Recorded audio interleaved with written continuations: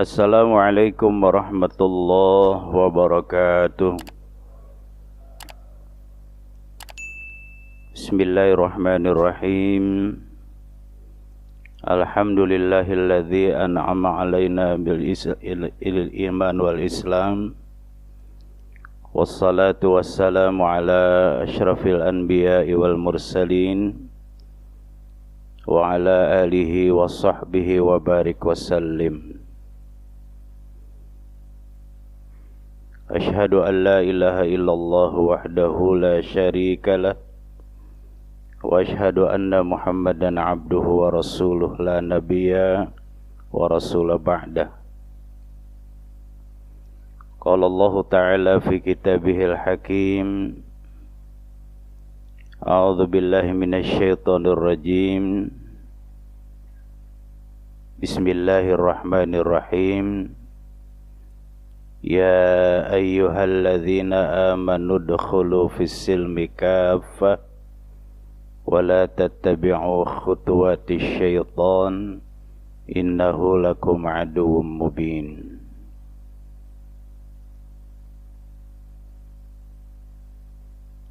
Yang saya hormati dan saya muliakan Ketua dan pengurus DKM Masjid Al-Ikhlas Villa Anggrek yang saya banggakan, para hadirin hadirat yang dirahmati Allah. Senantiasa kita melafazkan kalimat tahmid, alhamdulillahi rabbil alamin. Pujian milik Allah yang maha sempurna, yang telah mempertemukan kita di pagi ini dalam keadaan sehat walafiat. Bapak dan Ibu yang dirahmati Allah, kita mengkaji tentang Islam ditumbangkan dengan menggunakan tangan orang Muslim. Suatu ketika Rasulullah Muhammad sallallahu alaihi wasallam bersabda, hadis ini diriwayatkan oleh Ahmad an Abi Basrah Al-Ghifari radhiyallahu an qala Rasulullah sallallahu alaihi wasallam, sa'altu Rabbi azza wa jalla arba'an.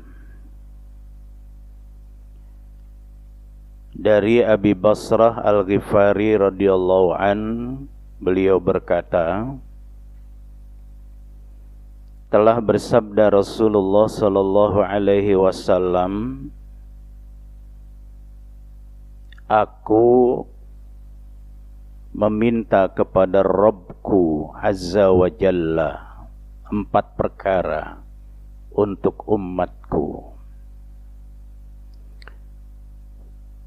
Fa'atani thalathan.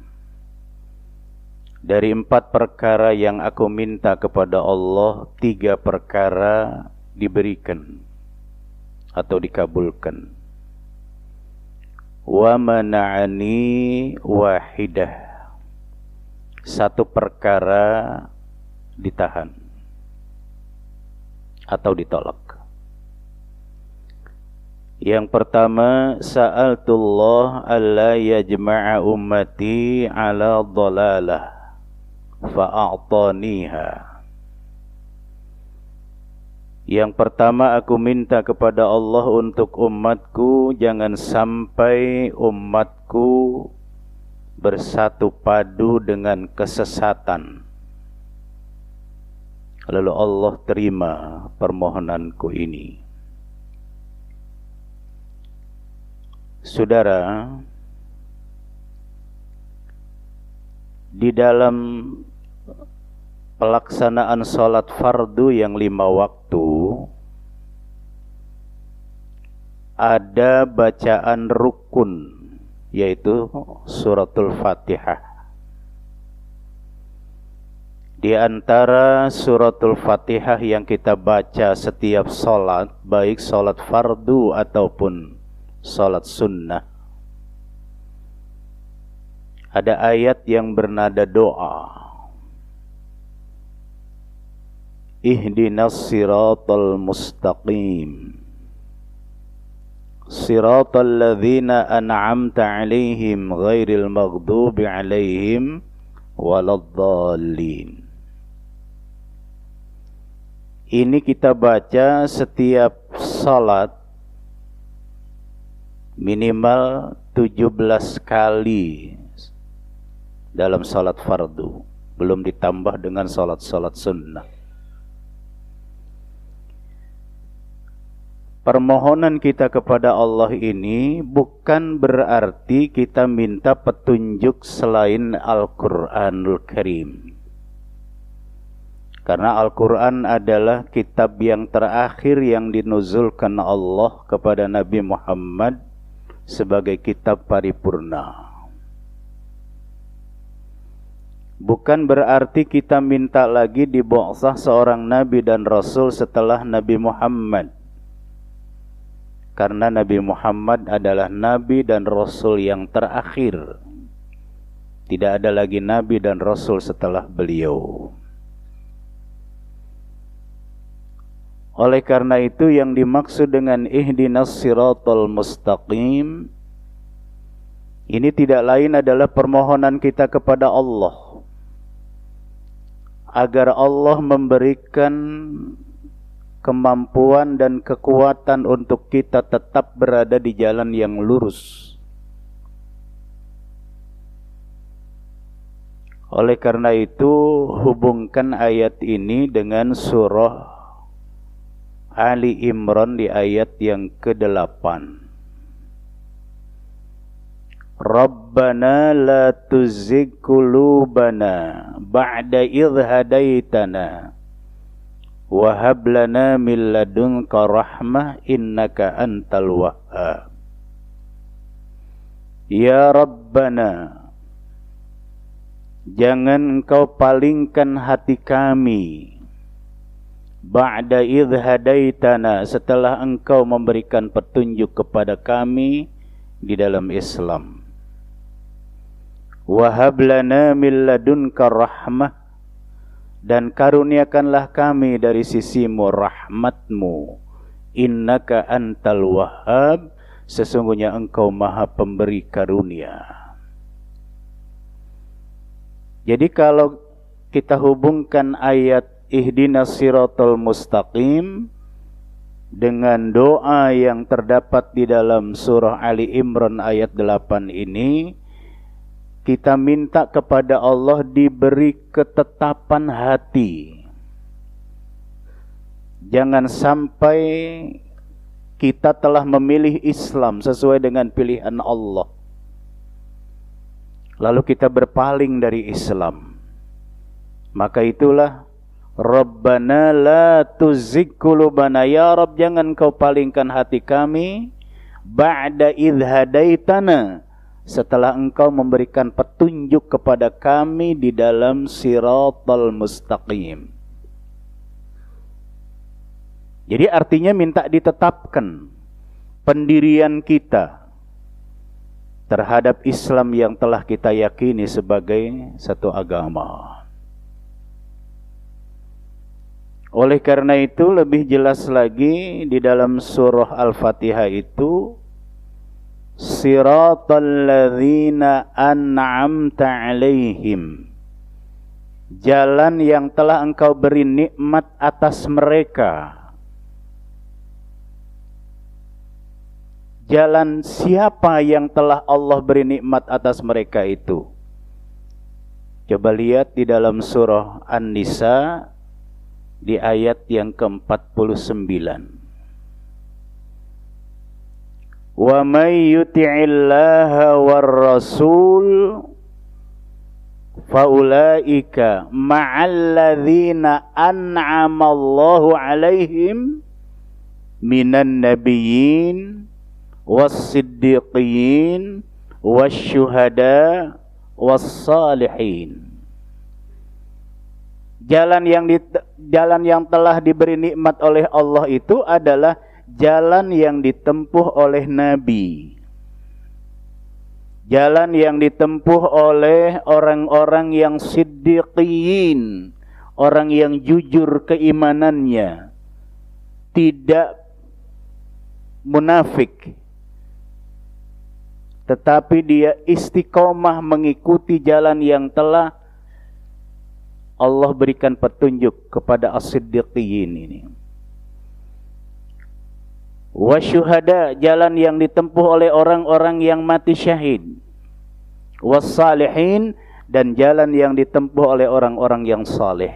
Inilah jalan yang ditempuh, jalan yang telah diberi nikmat oleh Allah kepada 4 golongan tadi. Bagaimana kita ini dapat mengikuti jalan yang ditempuh oleh Nabi Muhammad sallallahu alaihi wasallam?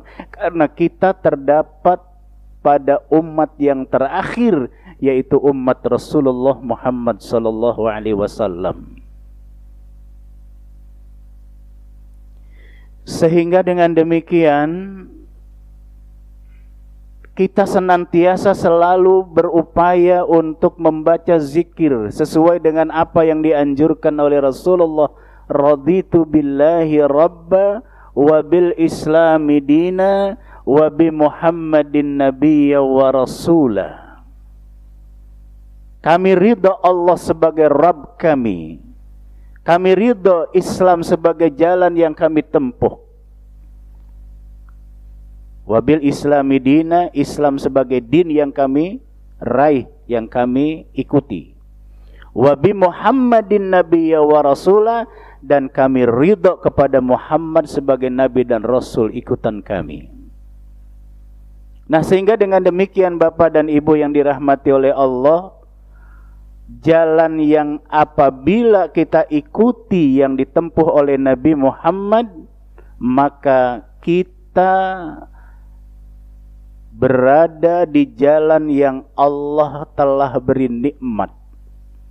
Maka jaminan dari Rasulullah Muhammad sallallahu alaihi wasallam, qad taraktu fikum amrayn lan tadillu abada ma in tamassaktum bihima kitaballah wa sunnata rasulih. Sungguh telah aku tinggalkan untuk kalian selama kalian berpegang teguh kepada 2 pusaka yang kalian pegang ini, dijamin tidak akan terjadi kesesatan. 2 pusaka itu adalah kitabullah wa sunnata rasulih, kitab Allah dan sunnah Rasul. Nah, sehingga dengan demikian jaminan autentik dari Allah atas permintaan Nabi Muhammad SAW untuk umatnya, agar umatnya itu tidak bersatu padu dengan kesesatan. Nah, sehingga dengan demikian Bapak dan Ibu yang dirahmati oleh Allah, bagaimana kita berada di jalan yang telah ditempuh oleh Nabi Muhammad, jalan yang ditempuh oleh orang-orang yang siddiqin, jalan yang ditempuh oleh orang-orang yang siap mati syahid, dan jalan yang ditempuh oleh orang-orang saleh. Sehingga dengan demikian ditutup ayat tadi, wa hasuna ulaika rafiqa, mereka itu adalah teman yang paling baik. Nah, inilah Bapak dan saudara-saudara yang dirahmati oleh Allah. Selama kita berpegang teguh kepada Al-Quran dan Sunnah, selama kita ini berada di jalan yang ditempuh oleh Nabi Muhammad, selama kita berjalan yang ditempuh oleh orang-orang yang jujur keimanannya, selama kita berada di jalan yang ditempuh oleh orang-orang yang siap mati syahid, dan selama kita berteman pada orang-orang yang saleh, ini adalah merupakan satu jaminan bahwa umat Nabi Muhammad tidak akan bersatu padu dengan kesesatan. Nah, oleh karena itu ayat tadi suratul Fatihah dilanjutkan dengan ghairil maghdubi alaihim waladdallin. bukan jalan yang telah engkau engkau murkai, bukan jalan yang sesat. Ghairil maghdub. Al-maghdub adalah jalan yang kau murkai. Jalan yang mana? Jalan yang ditempuh oleh orang-orang Yahudi. Waladhdallin, jalan yang ditempuh oleh orang-orang yang sesat. Siapa itu? Jalan yang ditempuh oleh orang-orang Nasrani. Inilah yang kita minta kepada Allah di dalam rangkaian doa yang termaktub di dalam suratul Fatihah, di mana suratul Fatihah ini bacaan rukun yang harus kita baca di dalam setiap salat. Ini tidak lain adalah mohon ketetapan diri kita agar kita tetap berada di jalan yang lurus itu. Nah, oleh karena itu Bapak dan Ibu yang dirahmati oleh Allah, di dalam surah Al-An'am pada ayat yang ke-126 Allah memberikan jawaban, wa hadza siratur rabbika mustaqiman qad fassalnal ayati liqaumi yatadzakkarun. Wa hadza siratur rabbik, dan inilah jalan Rabbmu mustaqiman yang lurus. Jalan siapa? Jalan yang ditempuh oleh 4 golongan tadi. Dengan kata lain, jalan yang ditempuh di dalam ajaran Islam. Qad fassalnal ayati liqaumi yatadzakkarun, sungguh kami telah menjelaskan kepada kaum yang menerima peringatan ini. Nah, di dalam ayat yang ke-153, surahnya sama, Al-An'am. Surah Al-An'am 153, Allah katakan, wa hadza sirati mustaqiman fattabi'u wa la tattabi'us subula fatafarraqu bikum an sabilihi. Di sini Allah katakan, inilah jalanku yang lurus, fattabi'uhu, maka ikutilah jalan yang lurus itu. Apa itu? Jalan yang terdapat di dalam ajaran Islam. Wala tattabi'us subul, janganlah kalian mengikuti jalan-jalan selain dari jalan Islam itu. Fatafarraqu bikum an sabili, kalau kamu menempuh jalan dari yang kamu tempuh dari jalan selain dari Islam, maka akan terjadi firqah. Nah, inilah Bapak dan saudara-saudara yang dirahmati oleh Allah di dalam Al-Qur'anul Karim. Maka di ayat 153 surah Al-An'am tadi ditutup dengan kalimat dzalikum wassaqum bihi la'allakum tattaqun. Nah, Bapak dan saudara yang dirahmati oleh Allah, Allah katakan demikianlah Allah memerintahkan agar kalian bertakwa. Nah, inilah jawaban Allah dari permohonan kita yang ulang kali kita selalu baca ihdinas siratal mustaqim. Allah memberikan jawaban dari ayat ini. Wa hadza sirati mustaqima, inilah jalanku yang lurus. Fattabi'u, tempuhlah oleh kalian, ikuti oleh kalian. Jalan apa? Jalan dalam dinul Islam. Nah, sehingga dengan demikian Bapak dan Ibu yang dirahmati oleh Allah, inilah yang dimaksud dengan apa yang diungkapkan di dalam permohonan Nabi Muhammad SAW untuk umatnya, jangan sampai umatnya bersatu padu dengan kesesatan.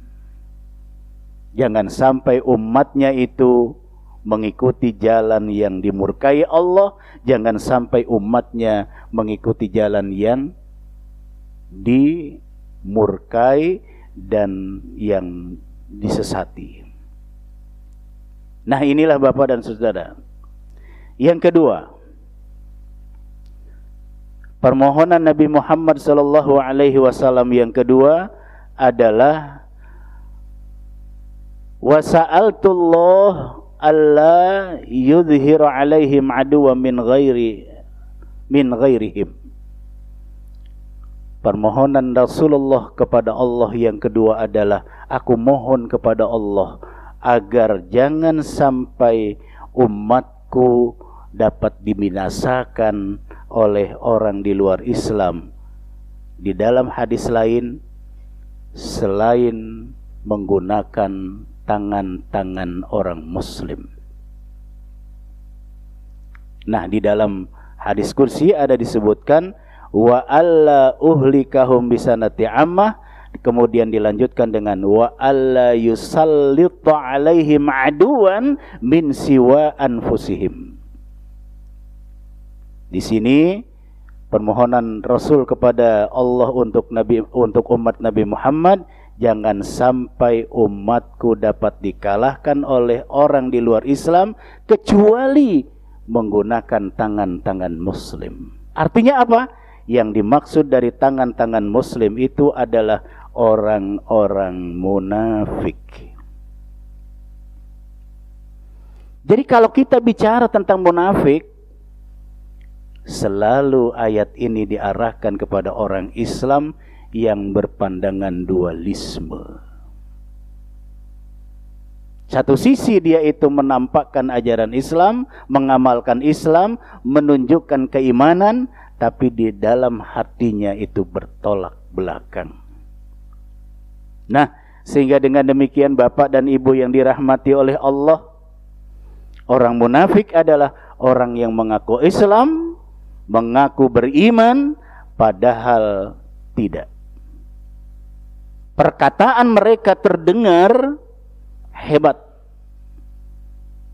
terdengar logis, sehingga semua orang yang mendengar perkataannya terkesima. Tetapi Allah menyatakan bahwa mereka adalah musuh-musuh Allah yang sebenarnya. Surah Al-Baqarah ayat ke-14 itu kita sudah pahami, itu sudah kita di luar kepala itu ayat. Wa idza laqul ladzina amanu qalu amanna wa idza khalau ila syayatinihim qalu inna ma'akum innama nahnu mustahzi'un. Inilah Allah menggambarkan perilaku kaum munafik. Lebih tegas lagi kita lihat dalam surah Al-Munafikun pada ayat yang keempat. Surah Al-Munafikun itu surah 63. Wa idza ra'aitahum tu'jibuka ajsamuhum wa yaqulu tasma' liqaulihim ka'annahum khushubun musannada yahsabuna kulla sayhatin 'alaihim humul adu fahdharhum qatalahumullahu anna yufakun. Allah berkata kepada Nabi Muhammad, ya Muhammad, bila kamu melihat fisik orang-orang munafik, di situ kalimatnya ajsamuhum, kamu pasti tertarik. Jika mereka berkata, perkataan mereka mempesonakan kamu. Orang-orang munafik itu penampilannya bagus, tetapi otak mereka itu kosong, kata Allah. Digambarkan oleh Allah seakan-akan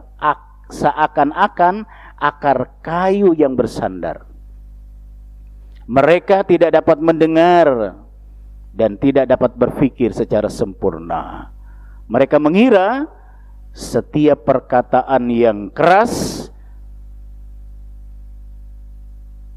menganggap sebagai satu penghinaan.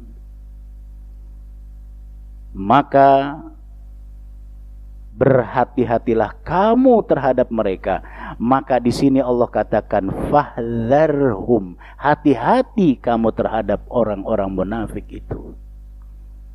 Karena mereka adalah musuh dan pasti Allah akan melaknat mereka dimanapun mereka berada.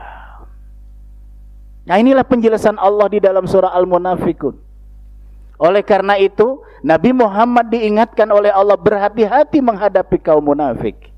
Begitu juga kita harus berhati-hati untuk menghadapi kaum munafik. Kenapa? Karena kaum munafik adalah bahaya laten dan kejahatan permanen. Munafik dalam terminologi Islam yaitu seseorang yang menampilkan Islam, yang menampilkan keimanan secara lahiriah namun menyembunyikan kekafiran. Maka di dalam bahasa hadis disebutnya dzul wajhain. Orang munafik itu adalah orang yang bermuka dua. Kemunafikan adalah penyakit hati yang berbahaya dan merusak.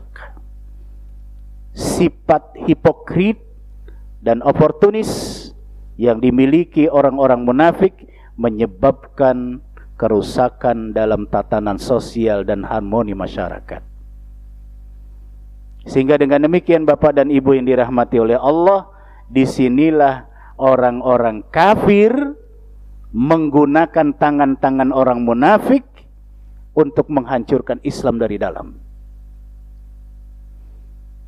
Nah, oleh karena itu Bapak dan saudara yang dirahmati oleh Allah, disinilah kehancuran Islam karena orang-orang kafir bekerja sama dengan orang-orang munafik.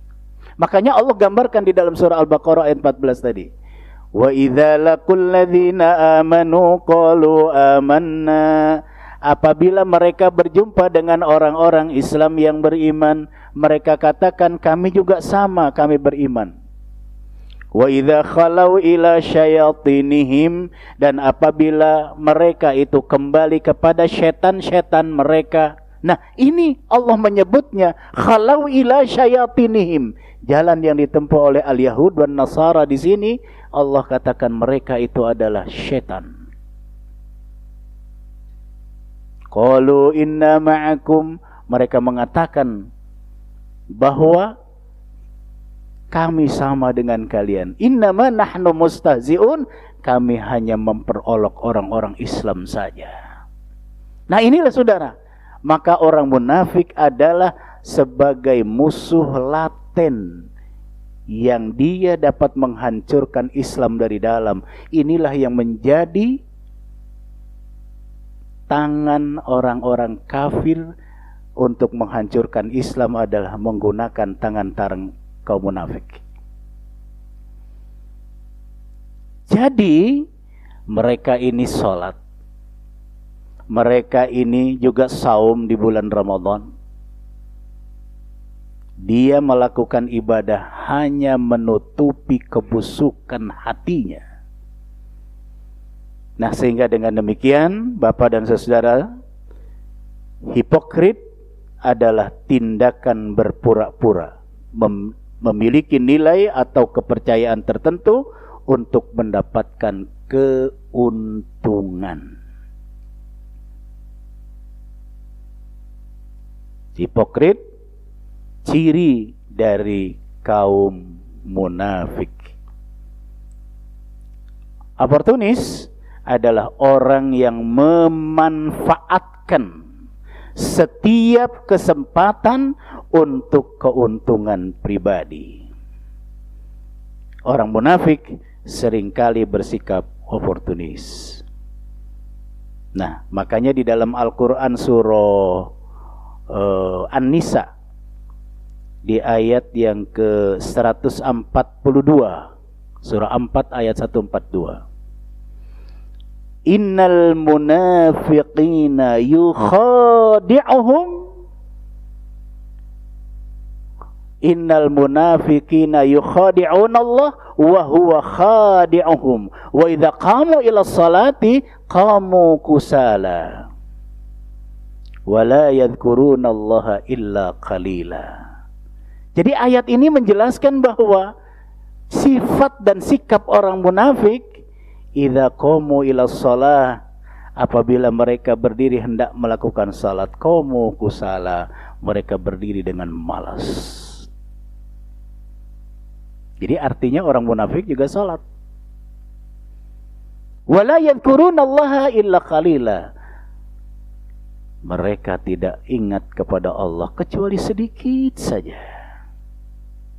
Nah, sehingga dengan demikian Di sini Bapak dan saudara-saudara yang dirahmati oleh Allah, di dalam ayat 145-nya Allah katakan, innal munafiqina fid darkil asfali minan nar.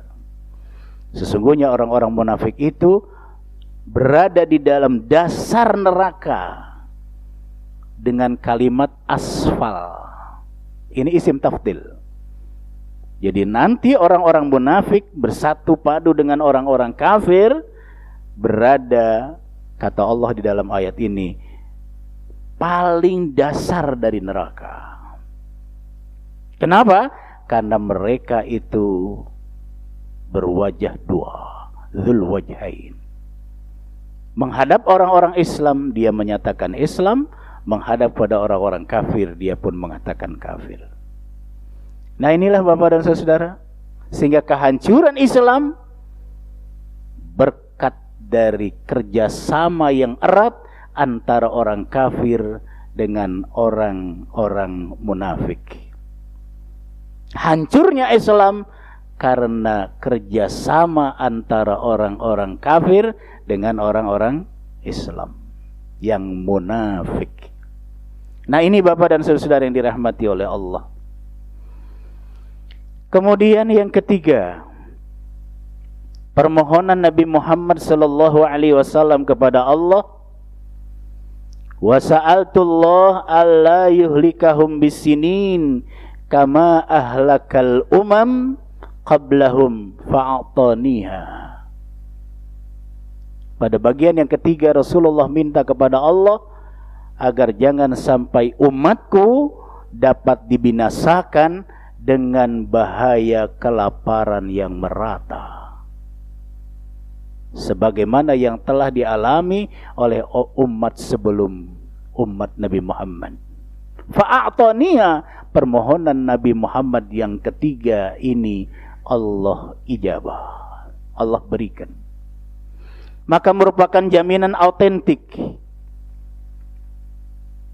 bagi orang-orang yang beriman dan beramal saleh, dijamin tidak akan mati kelaparan. Syaratnya dua hal. Apa itu? Dasari hidup dengan iman dan ikuti dengan amal saleh. Dua ini menjadi satu sistem.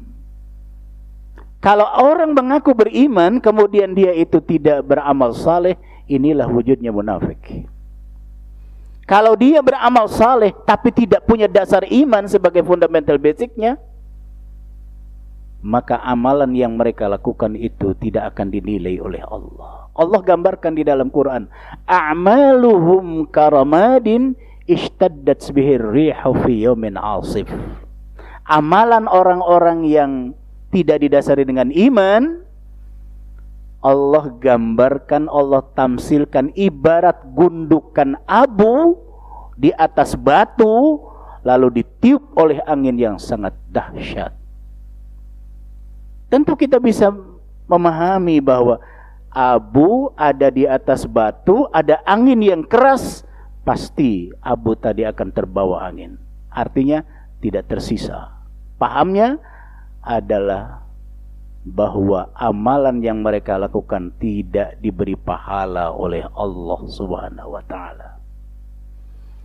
Nah, maka oleh karena itu di dalam surah An-Nahl pada ayat 97 ini Allah mengatakan, man 'amila salihan min dzakarin aw untha wa huwa mu'min falanuhyiyannahu hayatan thayyibah wa lanajziyannahum ajrahum bi ahsani ma kanu ya'malun. Barang siapa yang beramal saleh, laki-laki ataupun perempuan, amal saleh yang dilakukannya itu didasari dengan iman, janji Allah dua, falanuhyiyannahu hayatan thayyibah, pasti kami akan beri kehidupan yang baik. Di sini kalimatnya menggunakan lam taukid dan nun tsaqilah. Falanuhyiyannahum. Ini artinya jaminan autentik dari Allah bahwa orang yang beriman diikuti dengan amal saleh, Allah jamin tidak akan mati kelaparan dia. Sehingga kalau ada segelintir manusia yang mati kelaparan, pastinya tidak beriman dan tidak beramal soleh. Karena janji Allah tidak mungkin dusta. Janji yang kedua, walanajziyannahum ajrahum bi ahsani ma kanu ya'malun. Pasti diberikan ganjaran yang lebih baik dari apa yang telah mereka lakukan, kata Allah. Artinya pahalanya dilipat gandakan oleh Allah. Minimal asyru amthaliha, minimal 10 kali kelipatan pahala itu Allah berikan. Sampai bighairi hisab, sampai tidak ada hitungan lagi Allah berikan pahala tadi. Nah, ini Bapak dan saudara yang dirahmati oleh Allah. Sehingga dengan demikian jaminan Allah akan dapat dibuktikan, akan dapat dirasakan bagi mereka yang mendasari hidupnya dengan iman kepada rangkaian rukun iman, kemudian diikuti dengan amal soleh, mengikuti apa yang diperintahkan oleh Allah. Contoh dari Rasulullah Muhammad sallallahu alaihi wasallam. Nah, jadi permohonan Nabi Muhammad, jangan sampai umatku dibinasakan dengan kelaparan yang merata sebagaimana yang telah dialami oleh orang-orang sebelum umat Nabi Muhammad. Ini tidak terjadi kepada umat Nabi Muhammad sallallahu alaihi wasallam. Karena permohonan Nabi Muhammad diterima oleh Allah. Yang keempat, permohonan yang terakhir dari apa yang diungkapkan Rasulullah untuk umatnya.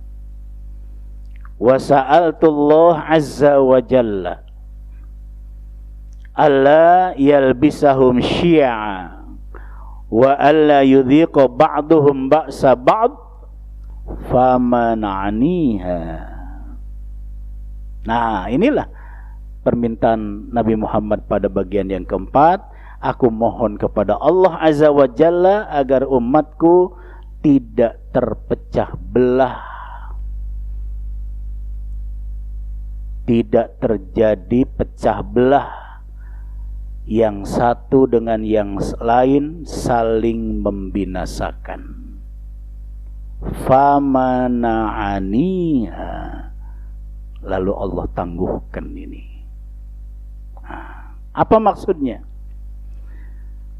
Apa yang diminta oleh Nabi Muhammad kepada Allah untuk umatnya, jangan sampai umatku terpecah belah antara yang satu dengan yang lain sehingga saling membinasakan. Di sini Allah tangguhkan, Allah tolak. Kenapa? Karena antar umat manusia, wabil khusus orang-orang yang beriman, nanti dia akan menghadapi permasalahan perbedaan pendapat.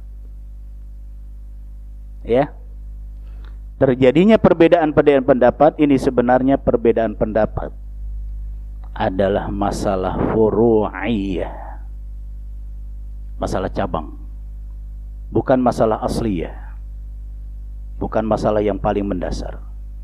Kenapa? Karena yang namanya rukun iman, rukun Islam ini sama antara kelompok umat Islam yang tergabung pada organisasi Islam yang disebut dengan Nahdlatul Ulama, kelompok umat Islam yang tergabung kepada ormas yang disebut Muhammadiyah, kelompok umat Islam yang tergabung pada Jamaah Islam atau Persatuan Islam, jamaah yang bergabung pada Al-Irsyad dan lain-lain, semua masalah asliyahnya sama, rukun imannya sama, rukun Islamnya sama. Kalau toh terjadi perbedaan pendapat, itu adalah masalah cabang, bukan masalah prinsip. Ya. Nah, oleh karena itu ada hal yang harus diperhatikan oleh kita sebagai umat Nabi Muhammad sallallahu alaihi wasallam agar jangan sampai terjadi perpecahan, terhindar dari perpecahan, kuncinya adalah ar-ruju' ilal Qur'an was sunnah, kembali kepada Al-Quran dan sunnah.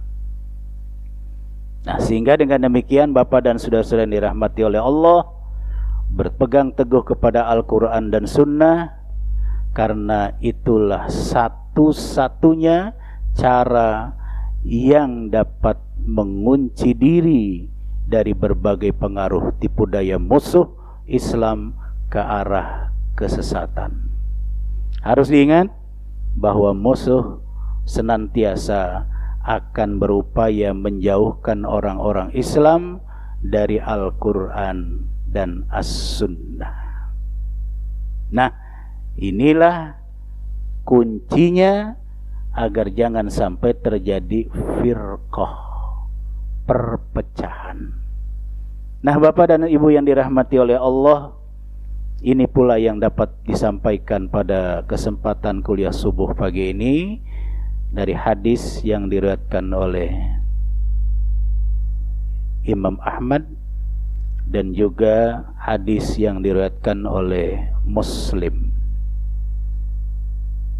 In uridu ilal islah mastata'tu wa ma taufiqi illa billah alaihi tawakkaltu wa ilaihi unib. Assalamualaikum warahmatullahi wabarakatuh. Assalamualaikum.